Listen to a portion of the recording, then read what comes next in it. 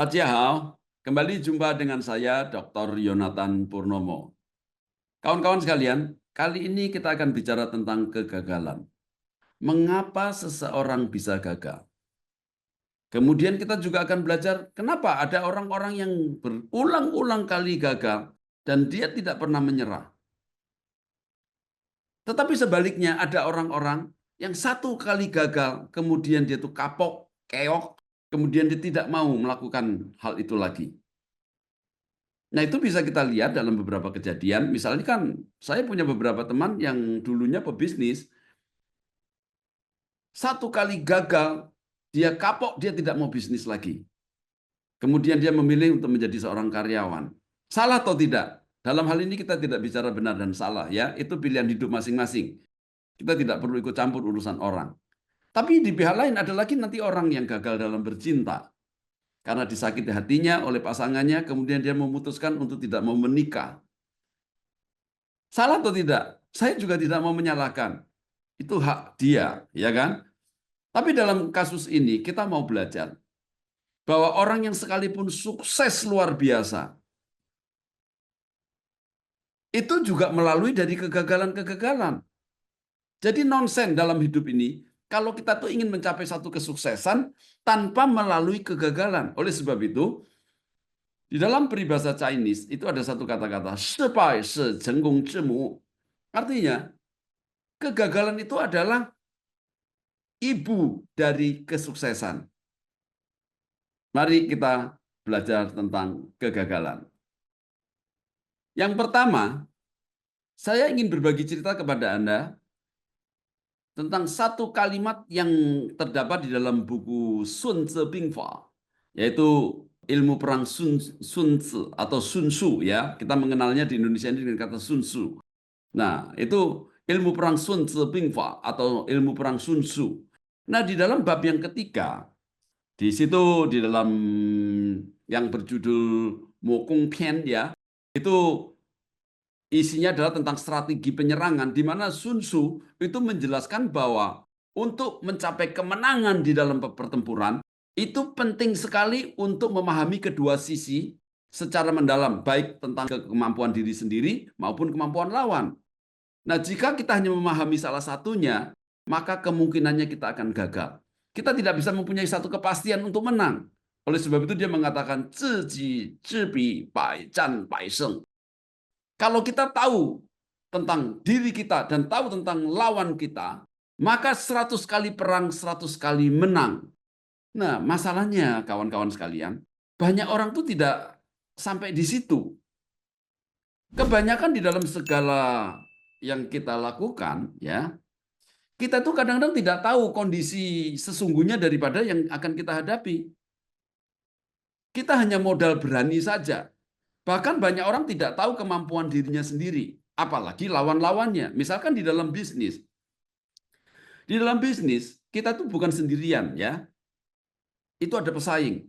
Kalau toh misalkan Anda punya satu penemuan, Anda melakukan sesuatu sendirian, sebentar lagi Anda akan mendapatkan banyak pesaing. Semakin Anda sukses, semakin banyak yang meniru. Oleh sebab itu, kalau kita mau langgeng, kita tuh harus memikirkan terlebih dahulu sebelum musuh-musuh itu datang. Nah, kalau Anda punya persiapan yang baik, Anda tahu tentang kemampuan diri sendiri, Anda tahu tentang lawan-lawan yang akan datang melawan Anda, maka Anda bisa bikin persiapan. Oleh sebab itu, ya, Yope Wuhan, kalau ada persiapan, itu bencana bisa dihindari. Itu betul kata-kata itu. Nah, banyak orang tuh menghadapi banyak masalah sampai mengakibatkan kegagalan itu karena tidak mempunyai persiapan yang baik. Dalam bahasa Indonesia, sedia payung sebelum hujan. Nah, itu jarang orang lakukan. Orang taunya saya mau bisnis, bisnis, tapi dia tidak pernah berpikir terlalu jauh. Bagaimana nanti kalau ini berkembang, saya akan menghadapi musuh-musuh. Sehingga ketika dia tuh berkembang, kemudian muncul banyak musuh, maksud saya musuh itu adalah kompetitor, ya. Muncul banyak kompetitor, kemudian dia tuh tidak sanggup untuk menghadapi. Kemudian dia yang memulai, kemudian dia yang hancur duluan. Tetapi kawan-kawan, ketika saya itu sekolah di China sana, ya, itu saya sempat ketemu dengan satu orang guru, itu guru filsafat, ya, yang menurut saya itu kemudian menolong saya untuk memahami hal paling penting di dalam melakukan satu tindakan. Nah, dia bertanya kepada saya, tahu enggak kamu, kenapa banyak orang tuh gagal dalam mengeksekusi sesuatu? Nah, ini memang konteksnya adalah umum ya. Kita tidak bicara soal bisnis, tapi juga bicara tentang relasi dan segala sesuatu. Pokok apapun yang kita lakukan, bahkan di dalam rumah tangga pun kita bisa gagal di dalam berkeluarga atau dalam mendidik anak. Jadi kegagalan ini bukan cuma hanya di dalam bisnis ya. Kalau Anda seorang rohaniawan, kegagalan itu bisa di dalam pelayanan-pelayanan Anda. Nah, waktu saya ketemu dengan guru saya itu, dia memberikan satu kalimat yang sampai hari ini masih saya ingat. Dia mengatakan begini, 使不至，不可将生也。是不究不可讲成也. Nah, ini kalimat ini termasuk kalimat kuno, kawan-kawan sekalian ya. Mungkin Anda tidak bisa temukan di buku-buku umum, kecuali Anda baca dalam buku-buku Yun Yanwen, itu tentang pelajaran bahasa Mandarin yang agak tinggi ya. Nah, kalimat ini bagus. Biasanya di kehidupan orang-orang kuno itu ditulis dalam bentuk tuliang, yaitu ditaruh di tiang atau di dinding itu ada dua pasang begitu tulisan bahasa Mandarin ya. Nah, yang pertama dia mengatakan 使不至，不可将生也。dia mengatakan kepada saya, kamu di dalam melakukan segala sesuatu harus tahu waktu. Banyak orang gagal itu karena dia tidak bisa melihat waktu. 使不至， Kalau waktunya belum tiba, bugejang sengye, jangan ngotot, dilahirkan. Nah, ilustrasi yang bisa saya berikan kepada Anda untuk kata-kata, untuk kalimat ini adalah waktu itu diumpamakan dengan orang yang mau melahirkan. Nah, banyak orang itu kalau secara umum ya, orang melahirkan itu kan 9 bulan 10 hari. Tapi kan ada orang-orang tuh yang keburu-buru. Misalnya, 10 tahun yang lalu, ya nggak tahu ya, mungkin sekarang masih. Dulu tuh 10 tahun yang lalu itu sangat marak orang-orang itu kalau melahirkan anak itu cari tanggal cantik. Jadi nanti cari misalkan ya tanggal 11 bulan 11 tahun 2011. Terus tanggal 12 bulan 12 tahun 12. Makanya kira-kira 10 tahun yang lalu lah. Itu sangat sangat populer sekali orang-orang mencari tanggal-tanggal yang cantik. Nah, kalau dia itu kandungannya itu belum 9 bulan 10 hari, baru 7 bulan, itu ada yang memaksakan diri demi dapat tanggal cantik untuk kelahiran anaknya, kemudian dia itu dibedah sesar itu. Nah, ternyata setelah saya tahu dari kedokteran, ternyata tidak baik, kawan-kawan sekalian. Belum waktunya dilahirkan, dipaksa untuk lahir. Itu yang namanya, 使不至，不可将生也。kalau belum waktunya, jangan ngotot, dilahirkan. Nah, banyak orang kadang-kadang begitu kan. Di dalam bisnis, di dalam membangun keluarga, di dalam apapun juga. Kadang-kadang orang tuh begitu timbul di pikiran, itu langsung dikerjakan tanpa dia tuh mau melihat waktunya. Nah, kalau kita belajar dalam dunia pertanian saja, itu kan nggak bisa begitu kan? Anda kalau mau menanam, ya di Indonesia mungkin kondisinya agak beda ya. Di Indonesia itu mungkin orang bisa tanam kapan saja. Tapi kalau Anda tinggal di negara-negara yang memiliki 4 musim, ya, itu Junxia Jiotong, musim semi, musim panas, musim gugur, dan musim dingin. Nah, Anda tidak bisa sembarangan menanam. Kalau Anda menanam pada musim musim dingin, itu banyak saljunya kan. Anda akan sia-sia. Oleh sebab itu mereka tuh menunggu Juncie. Juncie itu musim semi ya. Makanya orang Chinese itu kan punya perayaan Imlek, itu kan namanya Juncie. Nah, itu perayaan Chinese itu Juncie itu adalah perayaan mereka tuh bersukacita karena dia tuh bisa menanam lagi. Nah, itu saja tunggu waktu kan. Anda tidak bisa sembarangan. Demikian juga dalam Anda membangun bisnis dan apapun juga. Anda tuh harus perhitungkan waktunya kapan. Kalau Anda mau jualan baju misalnya, setelah hari raya selesai, Anda tidak akan laku. Sebelum hari raya, Anda tunggu, Anda jual, orang belanja. Anda mau jualan pohon Natal, itu tunggu sebelum Natal. Kalau sudah Natal Januari, sudah tidak ada yang beli. Betul nggak? Nah, jadi itu masalah waktu penting. Banyak orang tuh dalam bekerja, dalam merencanakan ide-idenya, kadang-kadang itu menabrak waktu. Waktunya tidak cocok, tapi ngotot dilakukan. Yang kedua, 事不就不可讲成也. Nah, 事 itu artinya adalah masalah.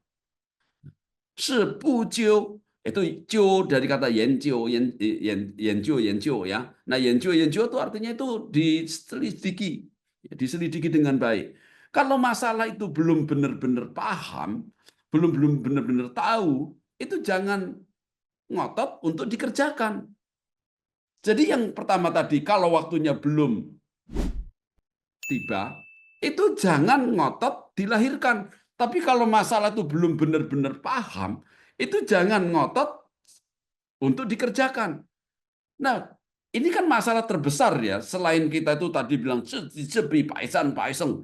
kalau kita mengenal diri sendiri dan mengenal lawan, maka 100 kali perang, 100 kali menang. Tapi bagian yang kedua ini, kita itu bisa menggabungkan antara waktu dan masalah.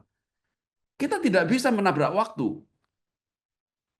Tetapi yang kedua, banyak orang tuh mengerjakan sesuatu tanpa memahami apa yang dia kerjakan. Baru tahu separuh-separuh, baru tahu setengah-setengah, kemudian dia melakukan hal itu. Itu sebabnya banyak orang tuh hidupnya gagal. Nah, saya berharap melalui beberapa nasihat yang baik ini yang saya dapat waktu saya sekolah di China, itu bisa menolong kita. Banyak orang kan tidak sadar melakukan satu kesalahan-kesalahan. Kenapa? Logikanya gampang.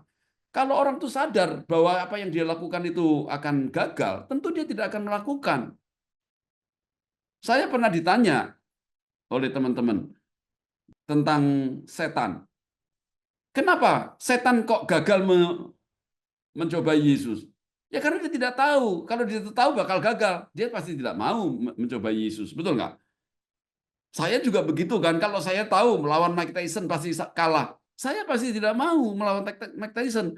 Nah, karena saya itu punya pemikiran saya bisa menang lawan dia, maka saya lawan dia. Tapi masalahnya saya tidak tahu kemampuan diri saya dan saya tidak tahu kemampuan lawan saya. Karena saya tidak tahu, bertempur dalam buta. Oleh sebab itu kemudian saya kalah. Kenapa? Karena saya tidak memahami waktu dan saya tidak memahami pokok persoalannya. Jadi kawan-kawan sekalian, sekali lagi, kegagalan itu tidak harus membuat kita menyerah. Kalau toh Anda itu sudah pernah gagal, ya nggak apa-apa. Bangkit lagi. Kita belajar dari kegagalan. Tadi sudah saya katakan, 失败是真功之母. Kegagalan itu adalah ibu daripada kesuksesan. Justru orang yang pernah gagal bisa belajar. Justru orang yang tidak pernah gagal itu yang bahaya menurut saya.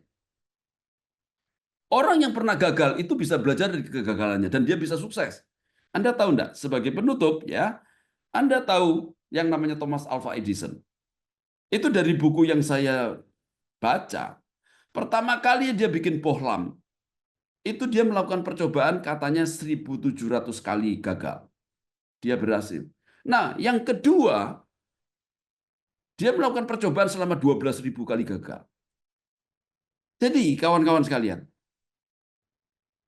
kegagalan itu tidak harus mematahkan semangat kita. Kegagalan itu tidak harus menghentikan usaha kita. Tetapi kegagalan itu bisa dikelola. Dari kegagalan kita belajar. Tapi sebaiknya memang kalau bisa, semua itu dipersiapkan dengan baik. Kita harus mencari tahu sampai di mana kita punya kelebihan. Dan kalau kita harus berhadapan dengan kompetitor, kita harus tahu sampai di mana kemampuan kompetitor kita. 知己知彼，百战百胜. Kalau saya tahu kelebihan diri sendiri dan tahu kekurangan lawan, maka 100 kali perang, 100 kali menang. Sampai jumpa dalam episode yang akan datang. Tuhan memberkati Anda.